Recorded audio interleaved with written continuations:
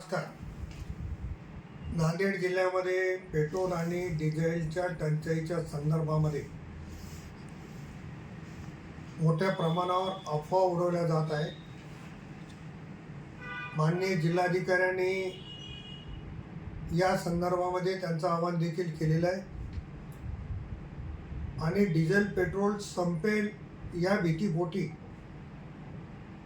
वाहनधारक टाक्या फुल करून घेणे किंवा एक्स्ट्रा पेट्रोल डिझेल घेऊन जाणे अशा पद्धतीचे प्रकार होत आहेत. माझी सर्वांना विनंती राहणार आहे की जिल्हाधिकाऱ्यांनी केलेल्या आवाहनावर विश्वास ठेवून